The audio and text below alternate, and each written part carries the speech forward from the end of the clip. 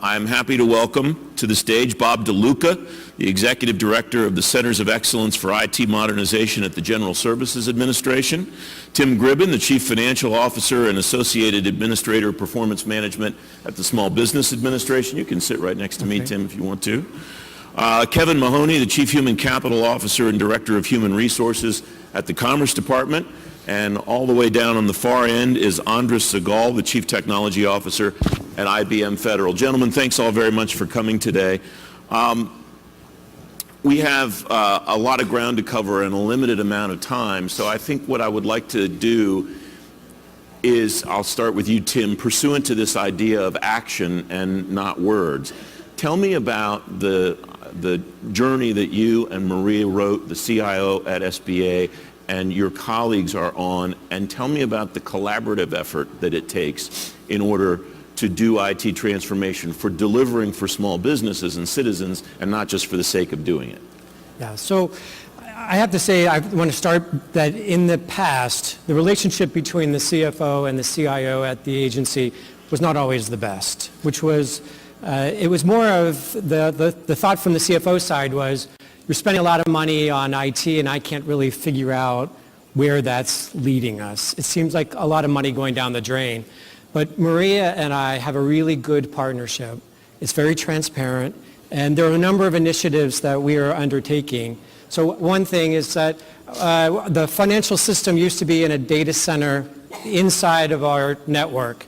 We did a big effort a number of years ago to move it out to a private data center.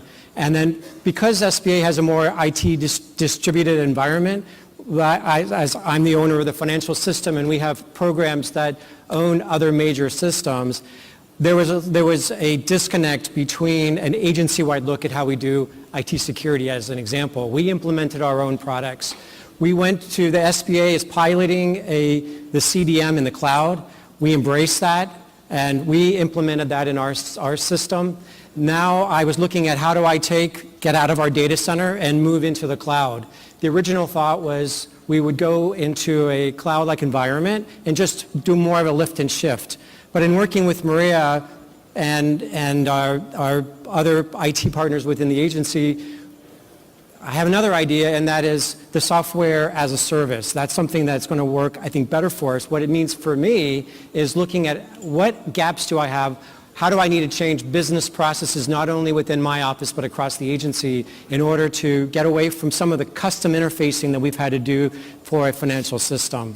The other thing I want to talk about is technology business management. That is something that we've also been in partnership with this year. When I started by saying it seemed like, from my perspective, what was being spent in the CIO's office was unclear, we have been on a pilot to determine what is the cost of IT systems.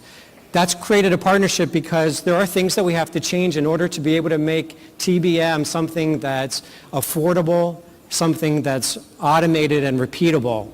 And what I mean by that is we have to look at how are we doing time and attendance so that people are entering their activities based on the TBM model. And then I also own acquisition, so I have to look at how do we write contracts in the future so that the system can automatically pull out the information that's needed for TBM rather than having to go in and say, we have this contract that includes some equipment, it includes some labor hours, and it includes some IT security, and manually you have to break that out and figure out what those percentages are. So it's that partnership together that we have been looking, Maria and I, across the agency on how we leverage the software in the right way, that we are looking at reducing costs, but investing the savings in the right way to bring us to the future. That's an excellent synopsis of what you and your team are doing, and I want to come back to the mission delivery element of that. And I bet Bob has some ideas for you about that contracting piece that you talked about a couple of minutes ago, and we'll get to that eventually. Absolutely. Kevin, same basic idea. You and your colleague Rod Turk and the rest of the CXO suite are in a really intensely collaborative relationship to deliver the kinds of transformation that Tim talked about and we've talked about more broadly so far today. Tell me about how that relationship works and how that's delivering better results for citizens. So Rod and I do work very closely. We have a number of important things that we're trying to do collectively. In both our own new strategic plan as well as the PMA, you see the term IT modernization. And from my perspective, that really is all about the people side of this business in terms of, are we attracting and retaining the right skill sets? Do we have the right competencies in place? Are we bringing in individuals who not only have the technical capability, but really do they have the ability as a business person to assess some of the things that we're doing and make good strategic decisions? Our big effort over the last couple of years has been a move to shared services where we are literally peeling away all of the transactional things we're doing, and we're setting them aside, and we're trying to get more efficiency out of what we do on the transactional side, and we can't do that without technology. So Rod and I work closely with Enterprise Services and the folks in Enterprise Services to make sure we have the right technology. And this is not sort of an either-or thing. The technology and the business plan have to work together, because every time we try and implement something and we don't have the technology to support it, it doesn't work. So this is a truly collaborative effort. But we do have a long-term view in terms of workforce planning for the department to figure out how we get that next generation of federal civil service person in place. Thanks, Kevin. Bob, the Centers of Excellence are an important part of what Suzette just laid out, talking about delivering on modernization in the President's management agenda. When you and your team at GSA stood the centers up, tell me about how you took into consideration the kinds of efforts that Tim and Kevin just talked about so that you could deliver them something, you could add value to what they want to accomplish beyond what they're able to do on their own. I'm not suggesting they're not accomplishing a lot, they are. Oh, they absolutely are. But you're adding value on top of that through the COEs. Sure. So I'm brand new to the COE effort, for sure. I started in March, and we really got going mostly in April. What we are doing is partnering with, in USDA's case, with the CIO's office in order to help accelerate existing modernization efforts that they already have going on. Now, your agencies, it seems like they have modernization efforts that are already ongoing, and that is what the COEs would do for you. What we're doing specifically for USDA is in 5 particular areas with data center optimization, cloud adoption, contact centers, data analytics, and customer service. So when we go in to the agencies, we embed our teams and partner. Truly, the partnership is the benefit of where the COEs provide for the target agency, in this case USDA. It's really good. We're trying to bring the best of the government and the best of industry together into a sustainable package that, like Suzette said, is taxpayer friendly, yet yields excellent services for the citizens. The idea of the COEs has been greeted with, I would say, the majority of the response has been very positive. There is a little bit of skepticism about that value add point. Sure. What do you foresee being the way that you can demonstrate through the agriculture model to the Kevin Mahoneys and the Tim Gribbins of the world that you are adding value and that you want to, and the partnership piece is important to you, that you're not just going to come in and say, right, we have all the answers and we're going to give you this framework that we've already built? Sure. The partnership is the biggest piece of this, for sure. And what we've done, it came from our partner, from USDA. They held they cast a wide net, and they got many resumes of folks already within USDA that wound up detailing over to the COEs. So it's sort of the way our approach is to make this sustainable. I've been in the IT industry for 20 years as a contractor, as a military officer, now as a government employee, and you've seen many projects succeed and some fail. And why do they fail? Because they were not necessarily designed with sustainability in mind. The model that we're working with our great partner in USDA is that we are working hand in hand with them. So the design of the COEs is not to be at an agency forever. It is to be there for a certain period of time to help produce the modernization and then take that playbook and go to the second agency and the third agency and however this goes out. But we don't want to leave a hole when we leave. So we're training the detailees as well as producing this modernized system.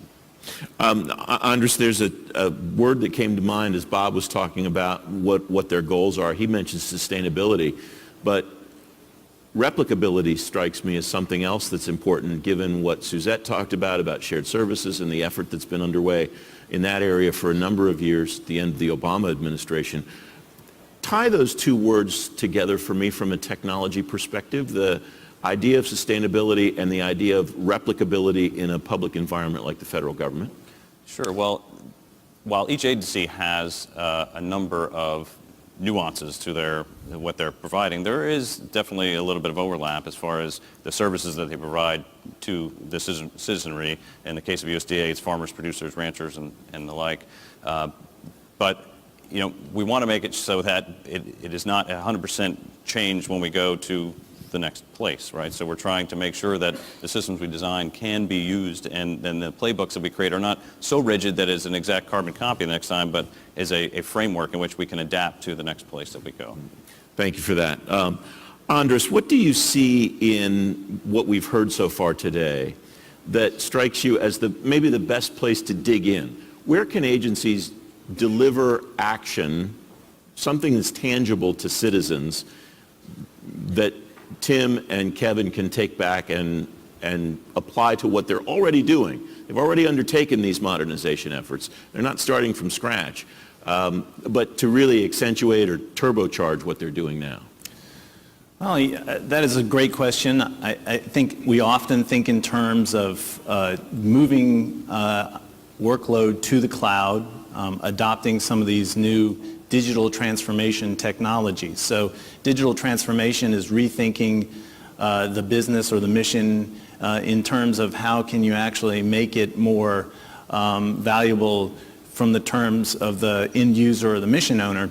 And in the context of the new digital transformation set of technologies, obviously you have AI, you have blockchain to rethink how you can collaborate and ensure immutable ledgers and ensure the integrity of a distributed ledger environment and set of financial or even IoT-based solutions. So big data obviously is important to this group. And what we've done is we've really rethought big data in terms of the pipeline, because AI eats big data for lunch, right? So you have to actually reduce the amount of effort that you're applying to synthesizing and creating and feeding artificial intelligence with respect to big data. Otherwise, you're left spending a lot of resources in that area. And that's an area that we can put a lot of energy into, and from a transformation that allows you to actually make that shift from an IT modernization point of view. Mm-hmm. The sustainability idea that Bob talked about, Tim, is one of the things that I know that you're working on is an implicit consideration in everything that you're doing at SBA.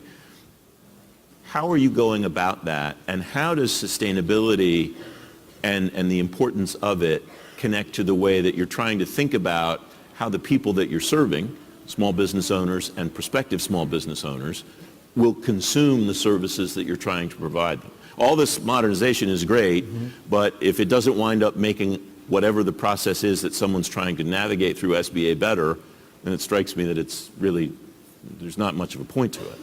Yeah, so we started that process a number of years ago with our loan programs, and that it used to be that the majority of SBA's loans are approved or delegated the approval process to lenders. But yet they still had to submit paper documents to us, and that was really clunky. So we digitized that a long time ago. They submit everything electronically. Now, when switch over to the government contracting world, it was a completely different story. So if you're a small disadvantaged business applying to be an 8A company or a hub zone company, which is a place-based program, there was a system at SBA, but it's a legacy system that was basically a document repository. That was it. And working with the U.S. Digital Services team and the teams within SBA, we completely transformed that into a digital, an electronic process that we just switched over a few months ago to the new system called certified.gov. Everything is submitted electronically. The citizen can track through the system where their application is rather than wondering, how long is it going to take for me to get a decision on whether or not I'm approved? And then, so that's a way, so that then becomes more sustainable because one, we've cut down the time that it takes to do the approvals, and we've become more transparent. The other way is we've looked at our website, sba.gov. SBA.gov was more of an information delivery platform. We've gone through a whole transformation process with that. It's still in the works. We're making it more user accessible. We're making it a platform for users to come and to be able to find applications that work that can tie into SBA services. And I'll just give you one brief example. Recently, we had the Small Business Week, and as part of the Small Business Week, we called it a hackathon, but it was a group of private citizens who came in and in that weekend worked on different applications, different APIs that would work with SBA's data that then would make SBA services more accessible to the public. So it's things like that we have been embracing in order to make the process sustainable and to make people aware even of what services the federal government has to offer small businesses, because we can only touch so many of them through a personal touch, but we can reach a lot more through a digital presence. One of the things, Kevin, that we've heard a number of reports about in the last couple of weeks, and Margaret Weichert, who you saw in the video a few minutes ago, has talked about this in particular, Suzette has also, is the importance of the information repository that exists in the brains of each of the members of the workforce. How are you going about building the infrastructure that's needed so that the workforce that we have can continue to grow its skills, can continue to grow its knowledge, and be able to execute all of the things that we've talked about on this stage and all throughout the morning so far? So one of the things we like to talk about is our most important asset goes up and down the elevator every day. And we try and live that by putting things in place that will help us capture some of the things that they're doing. And we do that very effectively in places like the census, where we're getting ready for the decennial. We do it at the Weather Service, where we have lots of new technology that helps us forecast weather more quickly and more accurately. And we do it in patent and trademark, where we've made considerable improvements in how we address the backlogs of patents. So we do it in a number of different ways and different places. But the whole idea is that we have a place where, as people turn over, as we get to the next generation of civil servants, we don't have to start from scratch all over again, and it's not a re-education process. And we are actively working with a lot of our managers on understanding the importance of mentoring people and making sure that we are communicating things and capturing what they do. We're a relatively small agency of 47,000 people compared to a lot of the other agencies, but that's a lot of information to try and hold on to on a daily basis. And it seems to me the sustainability aspect of what you're trying to do in that area is making sure that not just the people have the skills that they need, but they're positioned in a way that the workforce is structured in a way that delivers that. As someone leaves service at the Commerce Department, you're not just backfilling that spot because you have an opening there. You have opportunities right. as the workforce churns to be able to reposition them or reposition those FTEs at least in a different way. Right. As part of the reform plan that came out a year ago, we've been doing a number of workforce planning pilots to try and learn how best to go about looking at the workforce and how to plan for things like retirements and other things.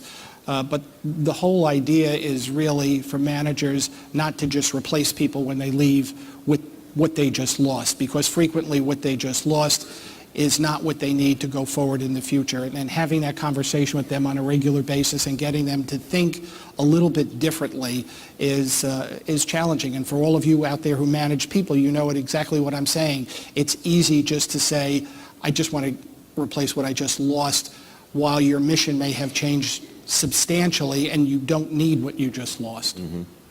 Andres, how does that idea of Dr. Kelly talked about where technology is going in the coming years, decades, and the fact that quite frankly, it's really unpredictable.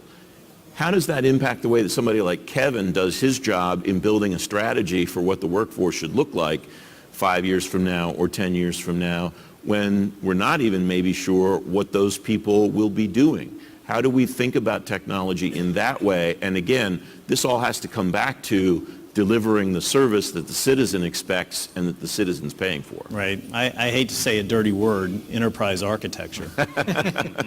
But we really have to think in this in terms of enterprise architecture. What's the catalog of business capabilities?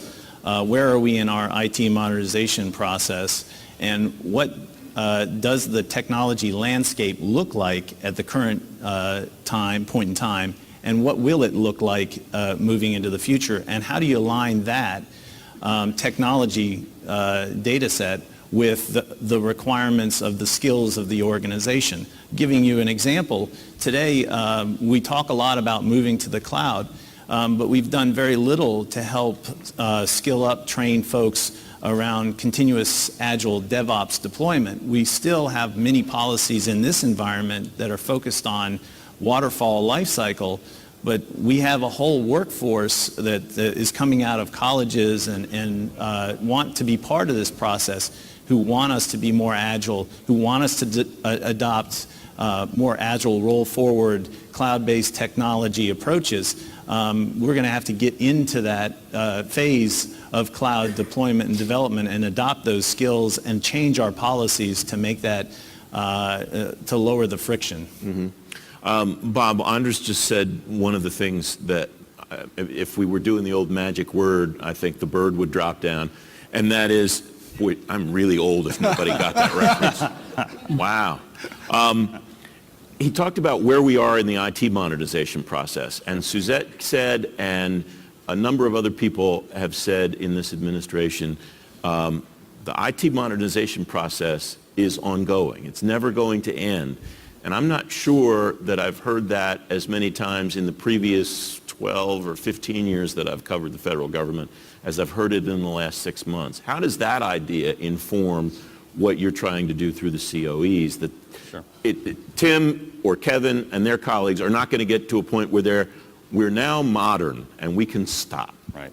There is no stopping. Right. And to lever off what you said, Kevin, that IT is a people business too. So you have to make sure that we're set up and we're trying to establish a culture that wants to continually modernize itself and continue to grow their own skills and to understand DevOps culture versus the waterfall. These are all things that we're trying to embed within the teams that that I'm in charge of, that we're building and bringing to these agencies. So agree with all of it, and it is definitely something that there's no end, so you can't say that you're modernized, right? By the time we're finished in 2 or 3 years at the Department of Agriculture, it's not going to be done. But the culture that we leave behind will be a culture that is continuing that presence. And we hope to package that again and bring that to the next place if it's not there already. I'm hopeful it's there already. I don't want to have to reinvent the wheel every time you go somewhere. And it sounds like from the gentleman on the panel here that is already something that is in progress, which is, it's great to hear. Tim, what do you think is the most important thing that you and your colleagues are doing, or maybe 2 or 3 things, that you're doing at SBA to embed these ideas that Bob just talked about so that there will be a point in time, hopefully it's a long time from now, that you're not the CFO, that Maria's not the CIO, and so on. This stuff needs to continue. This process will never end, and so what are you doing, what are you putting in place to make sure that the next person doesn't walk into a challenge that you found when you got there, or that your predecessor found when he or she got there? I would say it all starts with the strategic plan for us. We base everything on where we want to be in the future, and we communicate that throughout the organization by cascading the strategic plan and the goals and objectives of the agencies down to the personal performance plans. And SBA had it a little backwards in times past, where the executive plans were done way after the general schedule plans. And this year, working with Elias Hernandez, our Chico, and we did that process earlier. so that my staff knew what my goals were, and I expected them to then, that my goals cascade down to them. So that was the first part of it, in terms of making something sustainable and repeatable in the long term. And I think the other process is as we bring more work teams together. So we break down the silos between the organizations, and as we work on what are the priorities for this year, what are the priorities for the next couple of years, we bring teams together that are multidisciplined that then can understand the process we're going in. I just want to give one brief example, and that's with the Data Act. When SBA was a pilot with Treasury on the implementation of the technology solution for the Data Act, they used an agile solution, which in the financial systems world we had not done before. We definitely did waterfall. And switching over to the mindset of we're developing something right now, but we don't know what it's going to look like when it's done. That was very tough for the systems people in my group.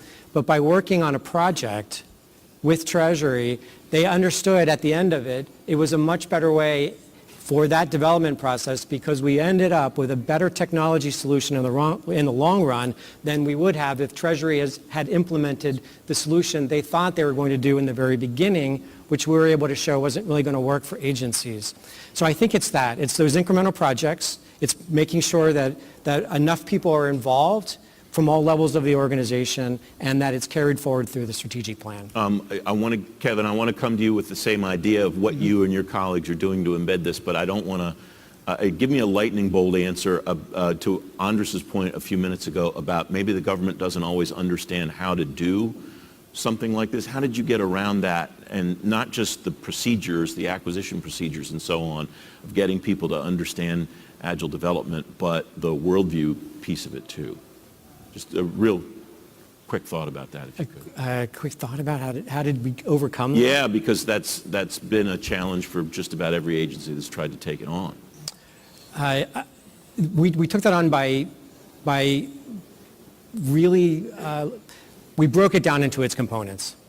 And when you look at it from the larger picture, it gets daunting. And so we broke it down into the small pieces with the way that the project was going to flow out, and that there was an end game. We just don't know exactly what that looks like now. And then also we relied on experts who were able to come in and provide some insights and education and training on what does this mean, and how do you make this work? Because Agile can lead to failures, absolutely can.